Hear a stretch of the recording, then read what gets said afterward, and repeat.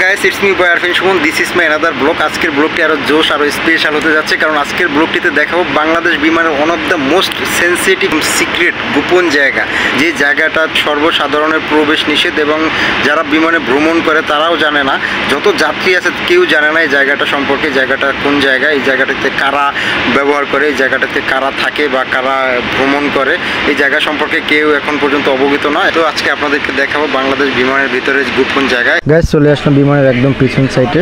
সামনে দেখতে পাচ্ছেন একটা ডোরের মতো, এটা হচ্ছে কম্পার্টমেন্ট। এই জায়গাটিকে কম্পার্টমেন্ট বলা হয়। তো বন্ধুরা, আমি আপনাদেরকে খুলে দেখাচ্ছি। এই যে সামনে দেখতে পাচ্ছেন লক সিকিউরিটি সিস্টেম, এটা ধরে ঘুরিয়ে দিলে এটা খুলে যাবে, কম্পার্টমেন্টটা খুলে যাবে। তো উপর দিয়ে লক করা, তো আমি উপরে লকটাও খুলে দিলাম।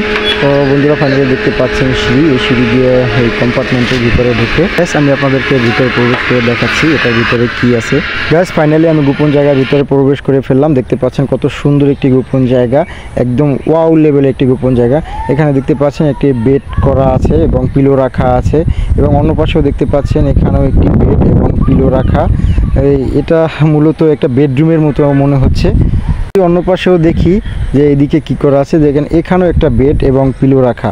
তো এই বেডগুলো কারা ব্যবহার করে? এটা হচ্ছে যাত্রীরা মোটেও ব্যবহার করে না, এটা হচ্ছে ক্যাপ্টেন ক্রুরা, তারা এই বেডগুলো ব্যবহার করে থাকে।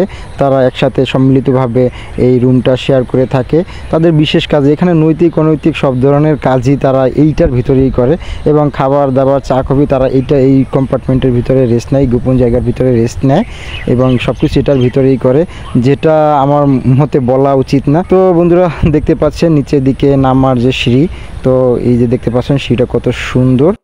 তো বন্ধুরা, এটা হচ্ছে বাংলাদেশ বিমানের অত্যন্ত গোপনীয় একটি জায়গা, একদম সিক্রেট জায়গা, যেখানে সর্বসাধারণ কখনোই প্রবেশ করতে পারে না, এবং সর্বসাধারণ এখানে এই জায়গাটি সম্পর্কে অবগত নয়। তো বন্ধুরা, আমার ভিডিওটি যদি ভালো লেগে থাকে তাহলে অবশ্যই লাইক কমেন্ট শেয়ার এবং আমার চ্যানেলটি সাবস্ক্রাইব করবেন, এবং পাশে থাকা নোটিফিকেশন বেল আইকনটি বাজিয়ে দেবেন। ধন্যবাদ।